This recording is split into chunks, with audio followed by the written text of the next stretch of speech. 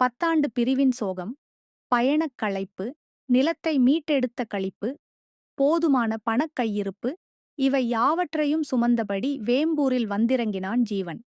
வேம்பூர் கூட்ரோட்டிலிருந்து ஊருக்குள் நுழையும் 2 மைல்தார் சாலை அகண்டிருந்தது.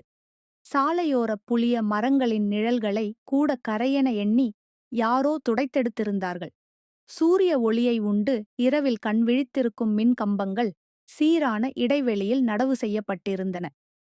ஏம்பா, ஊருக்குள்ள போகணுமா இல்ல கார் கம்பெனியா என்று கேட்டுக்கொண்டே அருகில் வந்து நின்றது ஷேர் ஆட்டோ.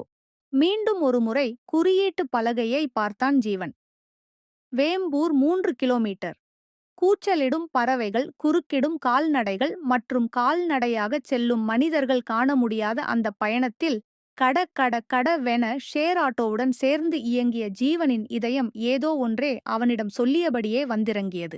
சிலர் இவனைக் காட்டி கையசைத்துப் பேசுவதைப் பொருட்படுத்தாமல் சாலையின் எதிர்ப்புறம் வந்தான். மோகன் வீட்டு மாட்டுக் கொட்டகையும் அருகிலிருந்த பூவரச மரமும் துரித உணவகமாக மாறியிருந்தது.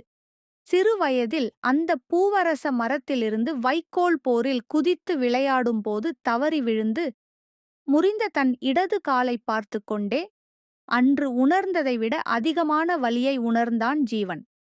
காலமாற்றத்தால் காயமுறாமலிருந்த அவன் வீட்டுத் திண்ணையும் வேப்பமரமும் சற்று ஆறுதல் தந்தது. தான் சுமந்து வந்த சுமைகளை திண்ணையில் வைத்துவிட்டு துள்ளி எழுந்து தன் நிலத்தையும் கிணற்றையும் காணப் புறப்பட்டான்.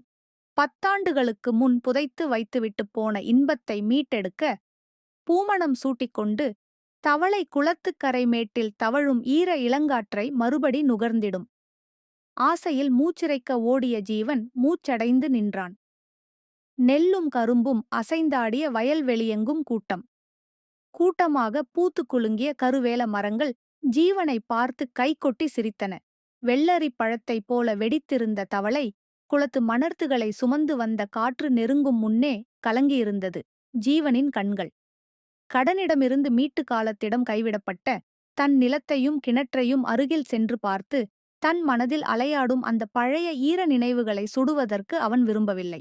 தூரத்தில் கிளையசைத்து கூப்பிட்ட அரச மரத்தை நோக்கி தன் உடலை இழுத்துக்கொண்டு நகர்ந்தான். அரசமர மேடையில் வெகுநேரம் அமர்ந்திருந்தான். ஜீவன் இழந்திருந்த வேம்போர் ஜீவனிடம் கூறிய கடைசி வார்த்தைகள், மெட்ராசுக்குப் போ, மெட்ராசுக்குப் போ.